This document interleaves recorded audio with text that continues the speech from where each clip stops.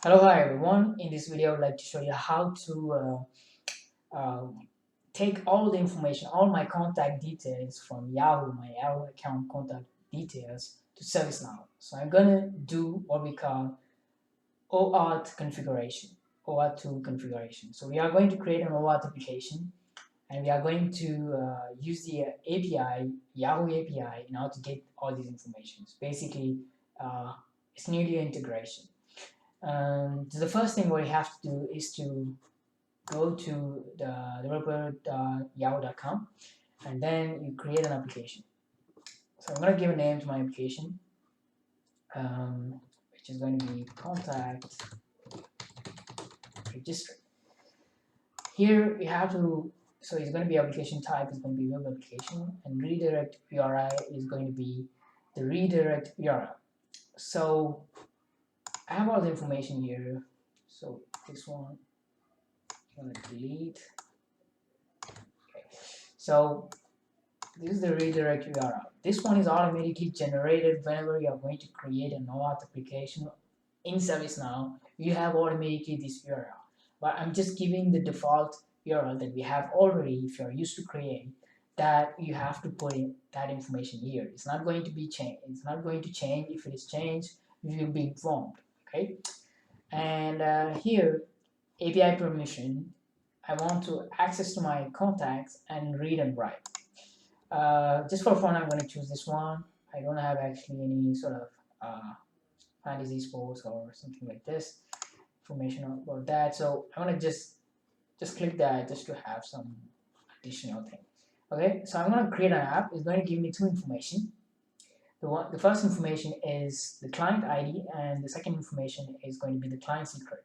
I'm going to share it here, but I'm going to delete this app afterwards, after the video.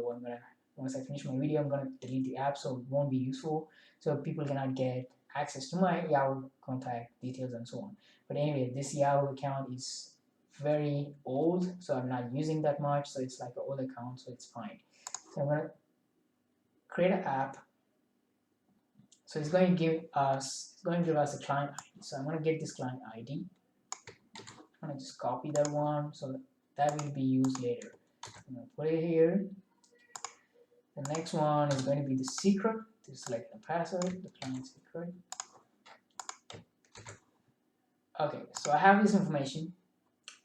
Now I have to create the OAuth application here. So all you need to do is to type application registry, and you have under system OAuth. Okay, you have this one, application registry. So I'm already on the page. I'm going to click on new. So what we are trying to do here is trying to connect to a third-party OAuth provider, right? In our case, it's going to be Yahoo. So I'm going to click on connect to third-party OAuth provider. Here is the name I'm going to give is going to be Yahoo contact. It's simple. The client ID, obviously is the one that is given for us. This long, strange thing. I'm gonna put it here. Okay, maybe. Yeah. Okay. The client secret is the one as well that I have.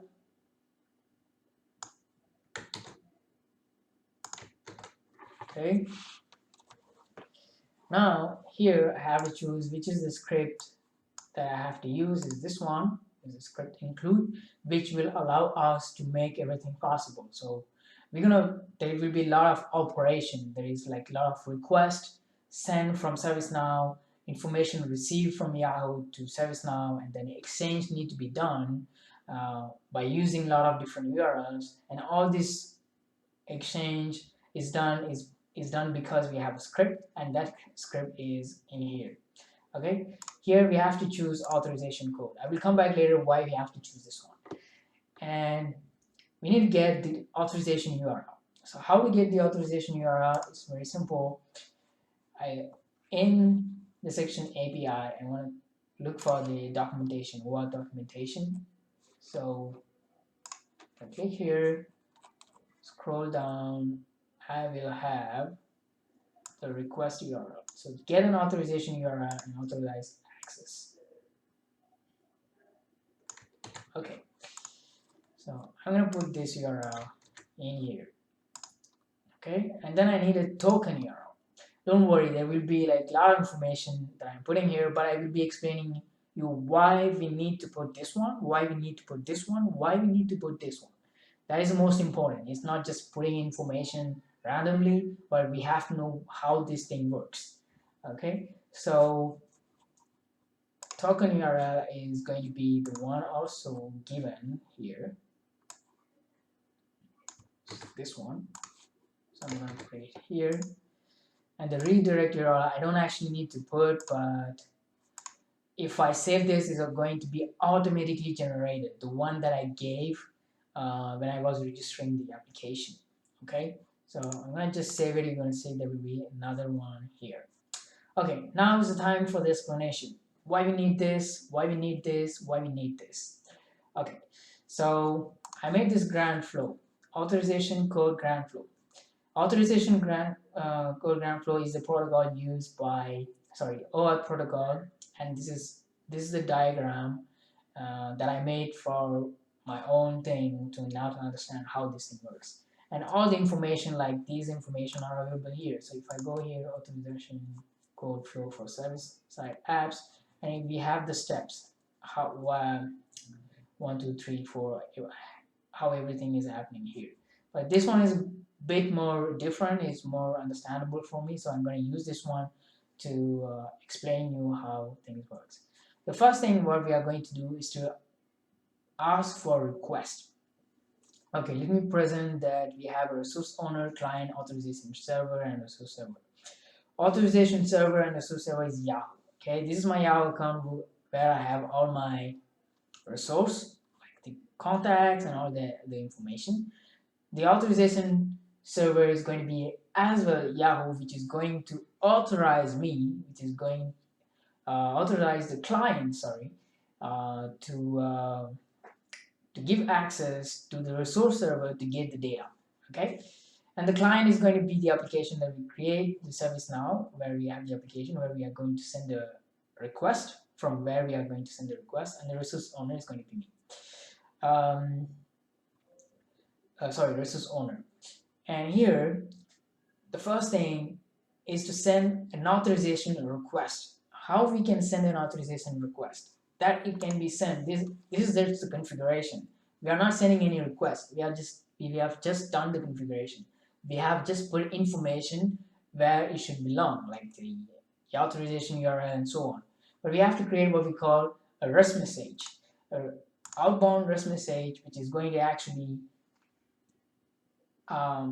when we're going to create the REST message, we will have an URL, not a URL, a link, which is actually going to trigger the first thing, it's the request. So let me just create one. I'm going to create the first one.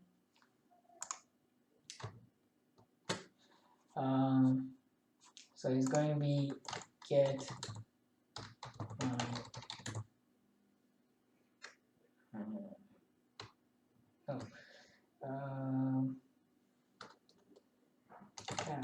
this is get my GD. I will come back to you why I'm putting this endpoint.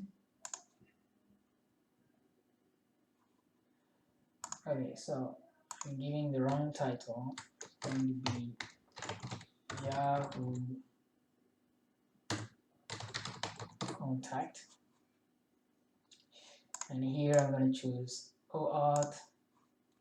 Here I'm going to choose the profile and save it. Okay, so you can see OAuth access or refresh tokens are not available at this moment. We don't have any token. We haven't even sent a request for authorization, getting the authorization. In order to do that, we have a related link here, get OAuth token.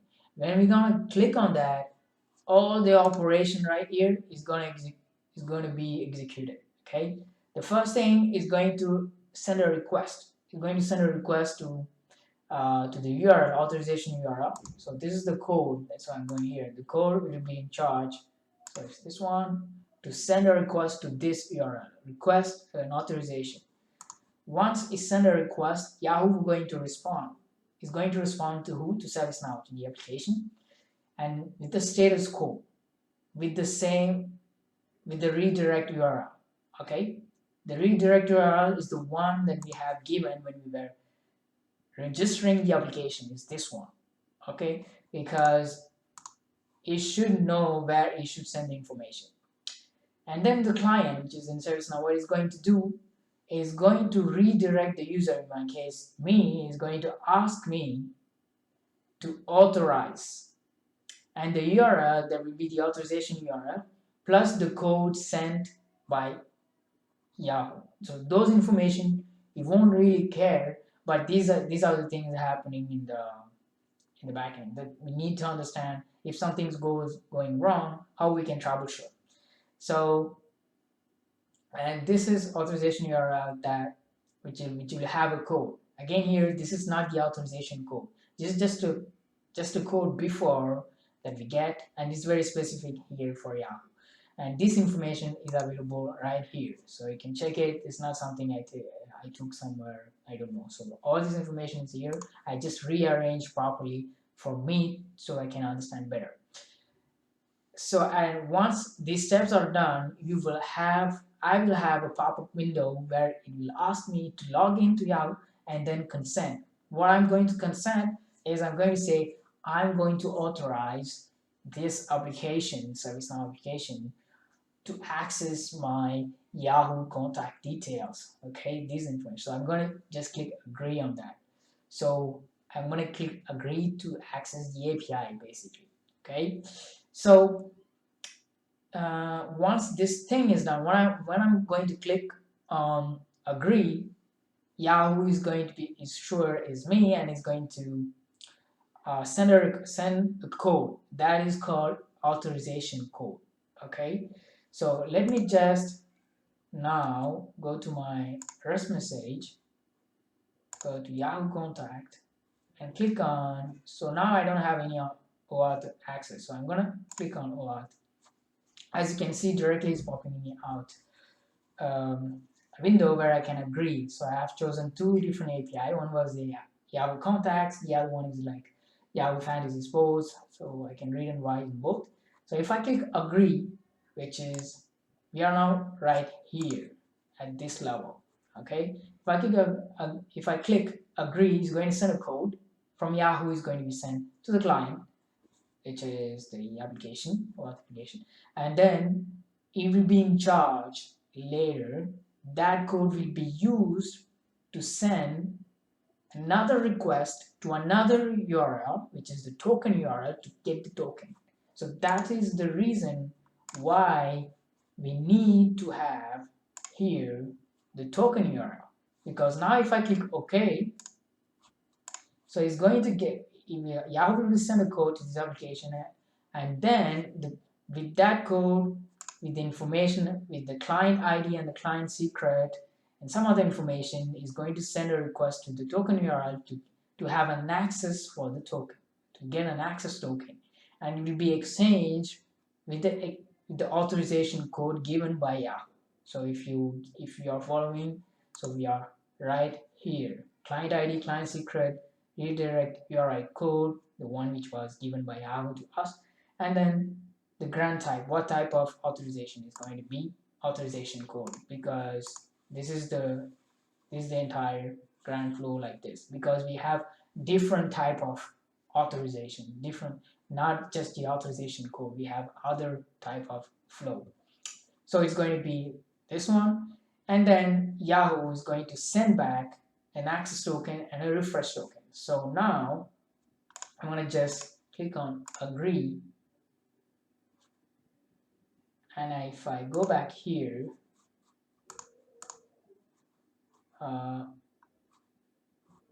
here, and Yahoo contact, okay, you can see here OAuth refresh token is available. It's not even saying there's an access token, it's saying the refresh token is available. I guess here it has given us the token that we need. Okay, it has given us the access token plus the refresh token. So if I go back to my authorization grant flow, it has given us the refresh token. I guess it has given as well the access token. Now we are opening a gate. A gate, the authorization server is opening a gate to access the resource server where I have all my contacts, Yahoo contacts and so on. And I can make a call from the API, so which is the REST message. So when I'm going to now send a query to a certain endpoint and ask some information, is going to give us back the information. Okay, so that is why I put a specific one here, SGB social. This is the API for them, and then GUID. I don't know how to pronounce that, but this one is a specific number which identify me in Yahoo from my Yahoo account. This number I need because I want later to use another endpoint where I have to replace, where I have to give that identification number. So I need to get my Yahoo identification number. Okay, so I'm gonna just now run this. So I'm going to my default here and I make sure that I choose this one. Even though it's inherited, I have to choose, but I would like to choose it, and I'm going to save it. Okay, for some reason I don't have the token. So I'm gonna do again. Okay, so now I'm going to do the test to see what I'm going to get as information. If I'm going to get, if I can enter here, if the gateway is open or not. So this is the moment. So I'm going to click on test. Right, so I have HTTP status 200. So now I have in my response body some information. So it's in XML format, and I have to look for the value given to my GUID. Okay, global something. Identification number. So this is the number that I will be using later in order to retrieve all my contact details. So I'm going to take this number, put it somewhere here, because I wanted to use later, so I don't want to go back here and copy paste. Now I'm going to create another REST message. So this time I'm going to use the endpoint. No, I don't need another REST message. I want to just use another get method. So I'm going to here, this time on a different endpoint. And the endpoint I'm going to use is this one for having all my contacts. So this information is given by Yahoo. If you want to get all your contact details, you have to send a query, a get method, HTTP get method, and you have to send to this following endpoint. And here you have the GUID. That is why this is the specific number that we have to enter.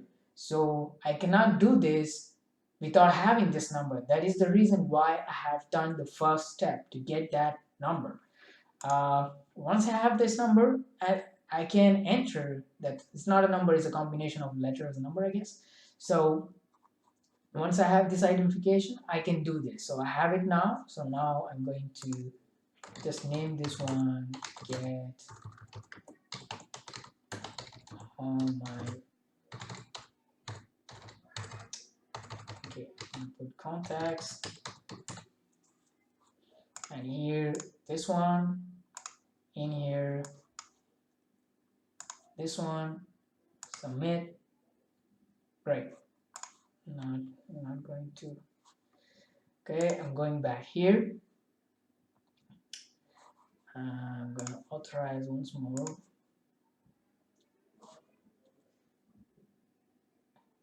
And now I'm going to run the test, which means I'm going to see if I'm going to get or not all my contact. So there's another moment of truth. So I'm going to just, okay, it's not working. Yes, I know why it's not working. Because we haven't created the variable substitution.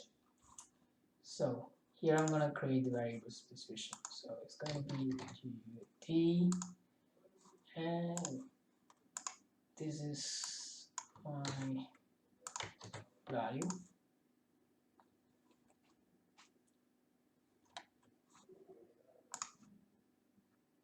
Okay.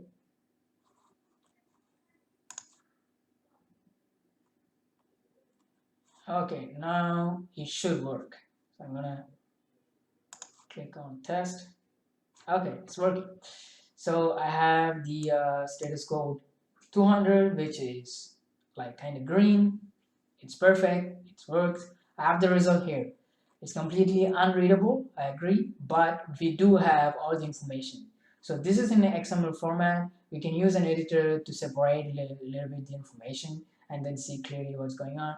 But I'm sure that I will be able to find an email address and check in my Yahoo contact if that email is an existing one or not. So I'm going to just look for one. Okay, let me find quickly some address email. Okay, so I have something like, I don't know, this email.